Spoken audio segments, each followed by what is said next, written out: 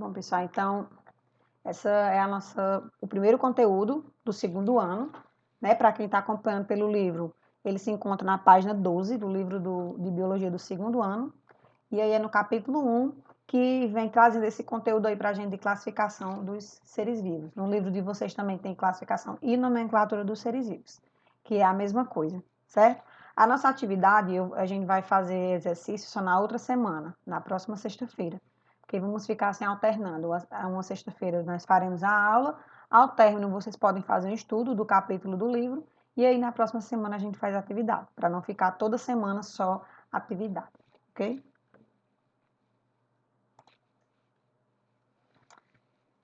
Esse texto que vem introduzindo aí no livro de vocês, eu achei bem interessante, porque fala um pouco das nomenclaturas mais antigas, né? Fala especificamente aqui das nomenclaturas que os povos indígenas faziam e ainda fazem, né? Diz assim, ó. Para os povos indígenas, as doenças, elas são consideradas espíritos maus que entram no corpo das pessoas. Acreditam que elas devem ser tratadas com elementos retirados da natureza ou que são próprios da sua cultura, como óleos, ervas, fumaças, amuletos, cantos e danças. Por essas e outras razões, os indígenas eles desenvolveram um grande conhecimento das espécies animais e vegetais que os cercam. Esses conhecimentos os auxiliam, por exemplo, a partir da identificação da enfermidade, a verificar qual planta utilizar em sua cura. Além disso, permitem-lhes identificar, nomear, descrever e classificar os seres vivos da natureza de acordo com determinados critérios, como se são venenosos, comestíveis, medicinais ou alucinógenos, por exemplo. Então, isso aqui já vem falando um pouco, isso aqui é ciência. Essa parte aqui que ele fala aqui, né, que é a cultura indígena, porque eles foram fazendo testes, né, para curar determinadas enfermidades, eles vão tendo conhecimento muito amplo, né? Por exemplo, de algumas ervas, né? Ervas medicinais. E através disso, eles vão dando nomes a essas plantas, eles vão classificando quais são comestíveis, quais são venenosas, quais são medicinais, quais plantas podem ser alucinógenas, né? Esses alucinógenos aqui que causam um efeito de drogas. Então, com isso, eles começaram a fazer ciência, né? Sem nem saber. Então, essa área da biologia, que vocês vão ver mais na frente, que ela é chamada de taxonomia, que ela classifica, né, todos os seres vivos, porque são muitos, ela tem essa função aqui. É claro que de uma maneira mais técnica, né? Mas essa ciência aqui indígena não deixa também de ser uma maneira de classificar. É mais de uma forma mais rústica, é. É por isso que foi se originando os nomes populares, das plantas, de alguns animais. Você percebe que alguns animais e plantas têm, aqui no Ceará a gente chama de um nome, lá na região sul chama de outro nome, você tem lá na região norte, eles apelidam por outro nome, certo? Então, isso é o nome popular. E a ciência, ela viu essa necessidade de organizar esses seres vivos em categorias, certo? Vocês vão ver mais na frente que um pesquisador muito importante aqui dessa área da biologia, uma das áreas mais antigas, que é a taxonomia, que ela faz isso, né? Ela dá nome, ela classifica, ela diz que determinado ser vivo ele tem que ficar naquele grupo, porque ele tem características semelhantes. Vocês vão ver que isso é feito para facilitar o estudo. Então, aqui eu botei esse exemplo aqui, ó. Um biólogo chinês, ele recebeu um e-mail, né, lá na China.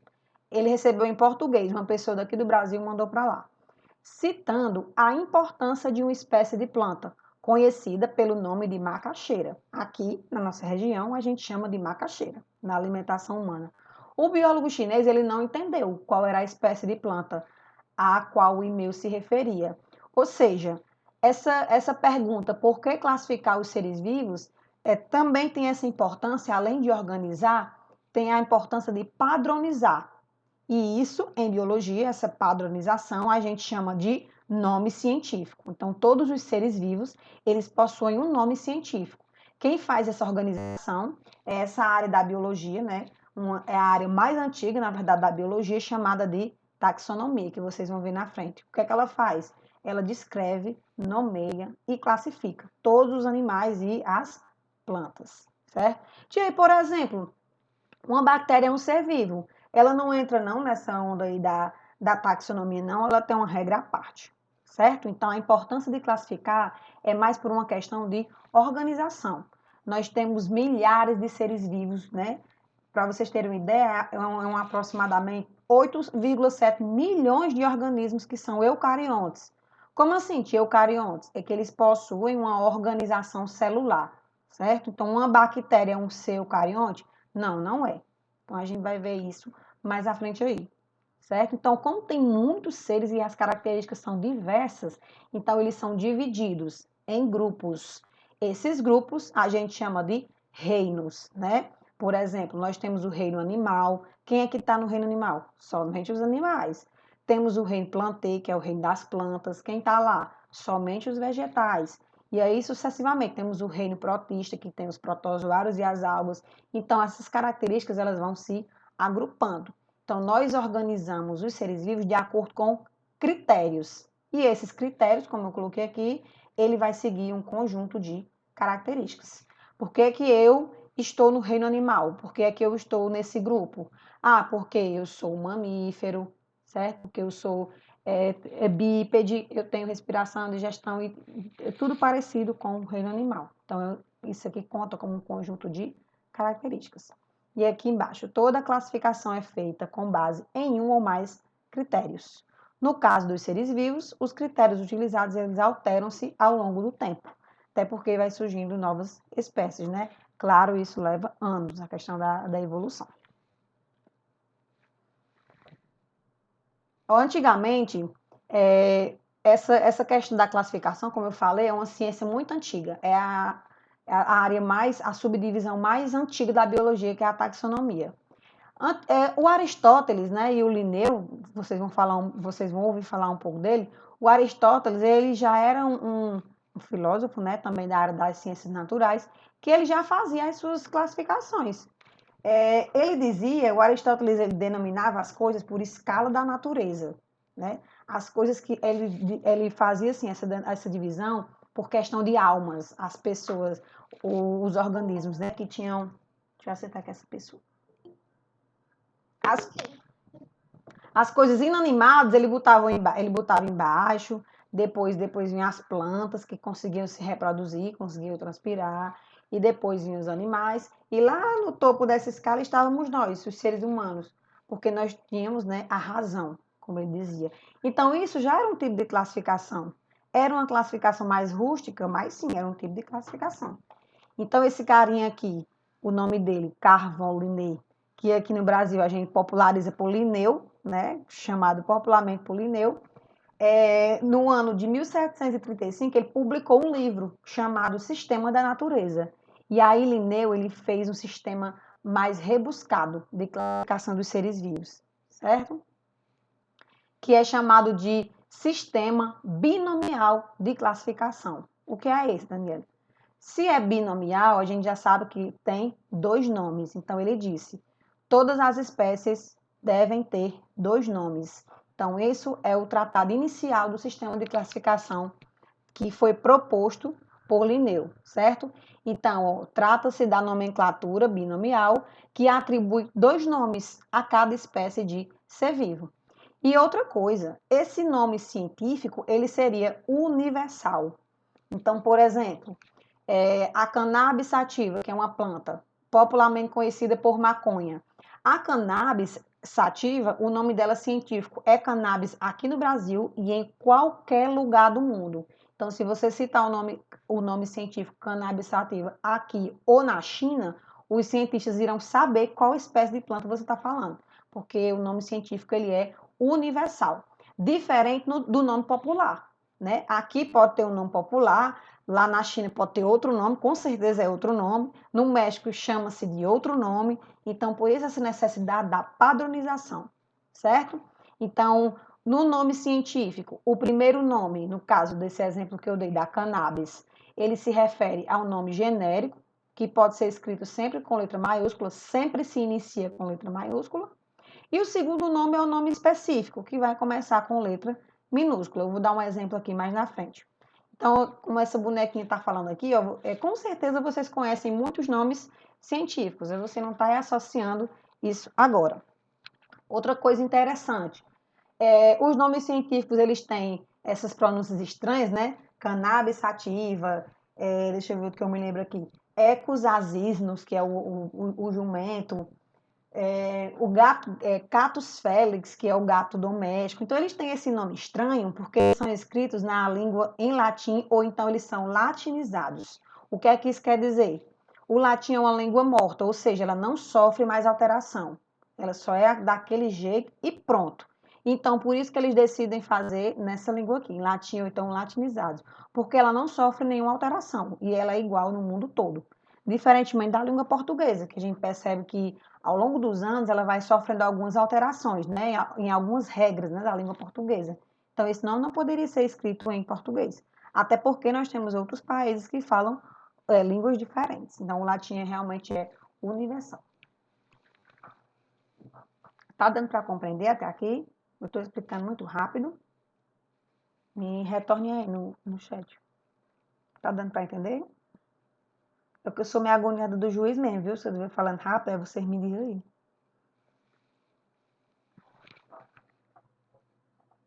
Pronto, uma pessoa disse que tá dando para entender. Então, acredito que os outros também acham que tá dando.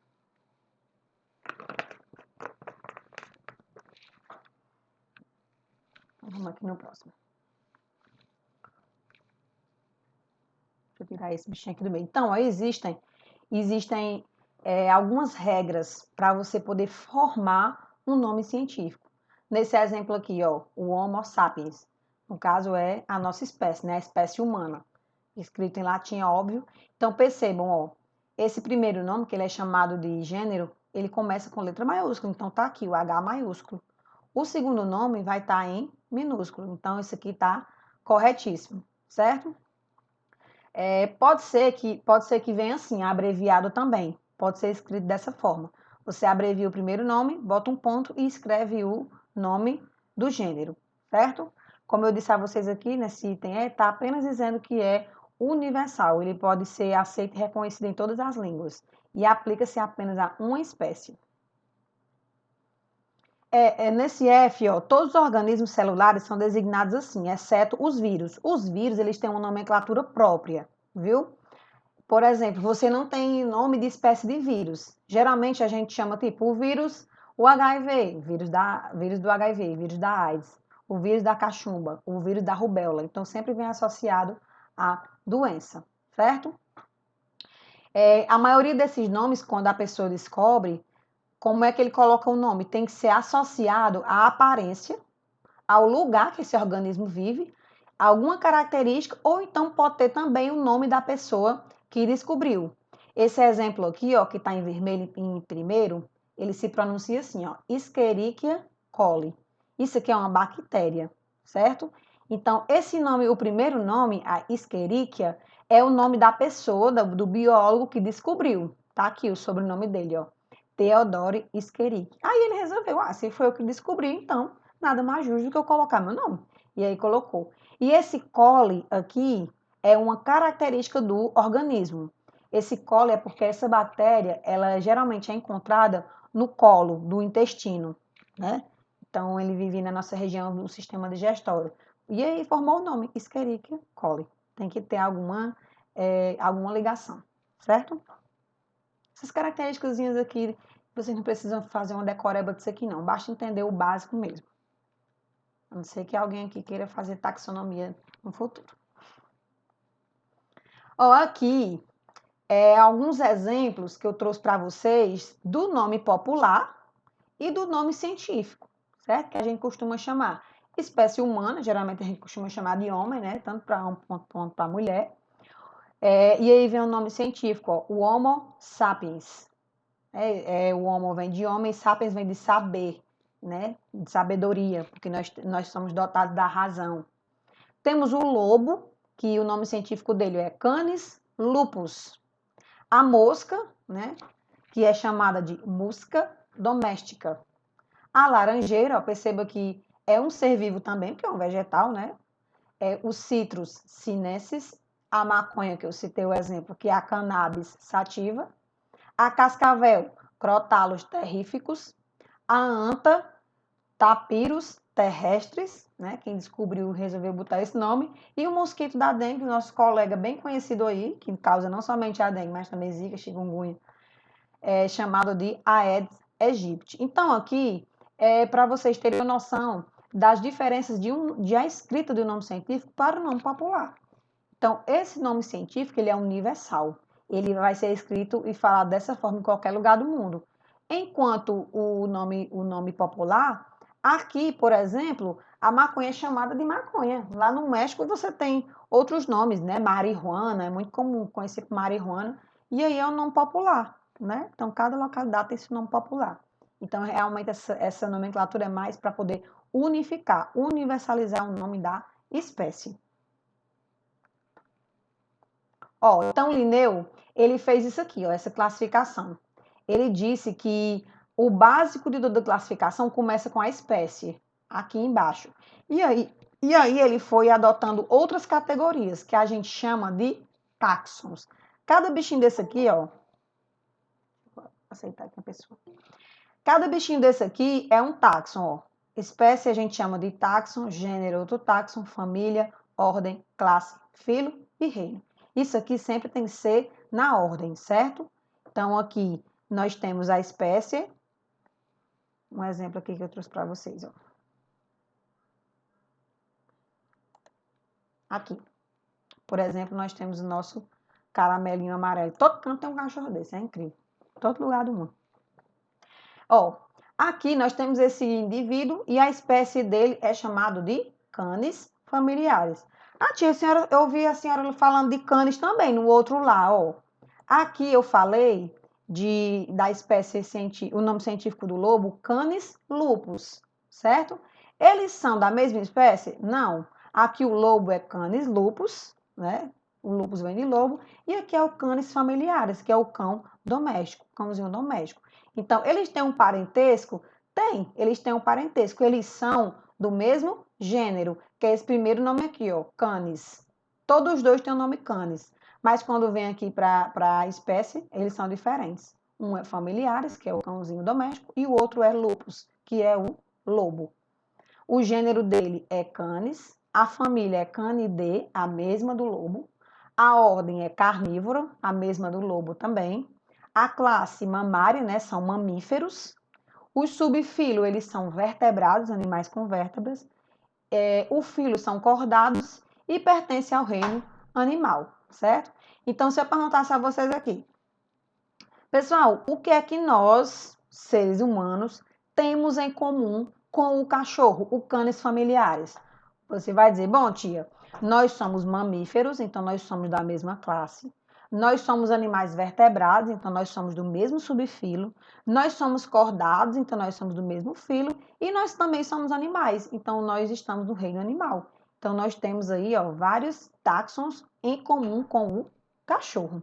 Deu para entender essa parte aí? Me retorne aí no chat. Ou pode falar no microfone se quiser. Deu para entender?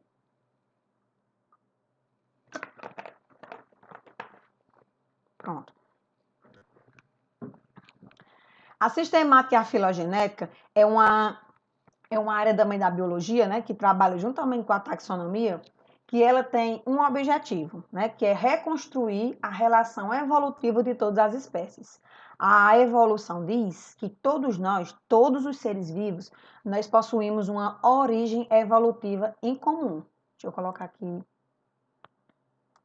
laserzinho. Que no caso essa origem é aqui, onde eu estou apontando, ó, de vermelho aqui nesse cantinho. Então, a partir daqui, a evolução ela foi acontecendo e aí foi se ramificando. Tia, o que é esse ramo que a senhora está dizendo? A cada ramo desse aqui, ó, que vai subindo, isso quer dizer que uma novidade evolutiva ela foi aparecendo. Isso aqui demora o quê? Dias, meses? Não. A evolução ela demora milhares de anos para acontecer, certo? Por isso que muita gente duvida porque não consegue ver a evolução acontecendo. Então, como eu coloquei aqui, a sistemática é esse ramo da biologia que ele vai investigar quais são as relações do parentesco evolutivo entre as espécies. Qual é a relação que eu tenho com o cachorro? Ah, nós somos carnívoros, eu e o cachorro somos... Não, perdão. Eu e o cachorro somos mamíferos, nós somos vertebrados, então nós temos esse parentesco aí evolutivo, certo? O nome dessa figura aqui, ó, que vocês estão vendo, a filogenética, ela chama de cladograma. Isso aqui é chamado esse desenho. Ou então também pode ser chamada de árvore filogenética, certo? Então, essa figura aqui para poder representar essas relações de parentesco evolutivo, beleza?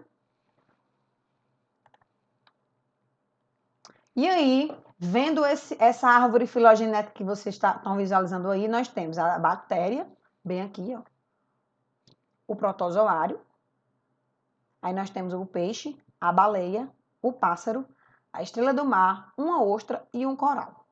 E aí, agora eu quero que vocês respondam. Esperamos encontrar uma maior semelhança entre quais organismos aí desse grupo? Quais organismos vão ter uma maior semelhança? Me respondam aí. Nesse caso aqui é a baleia e o pássaro. E se perguntassem quais são os organismos que têm um maior nível de diferença? Nesse caso, ó, seria a bactéria e o coral. Eles estão, né, ó, mais distantes, certo? Vamos aqui para o próximo.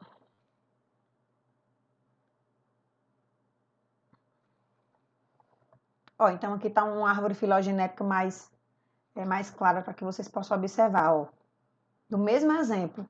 Nesse caso aqui, quais são os animais que eles têm o maior nível de semelhança? Seria esse toirão aqui, o nome popular, é claro, em outras regiões recebe outro nome. E a lontra, ó, eles têm esse ramo evolutivo aqui parecido, ó, bem aqui. O cão, que é o cãozinho doméstico, ele tem um nível maior de semelhança também com o lobo, certo? Eles têm esse nível de ancestralidade mais próximo. Eles pertencem ao mesmo gênero, tá aqui, ó, Canis. Certo? Aqui só para vocês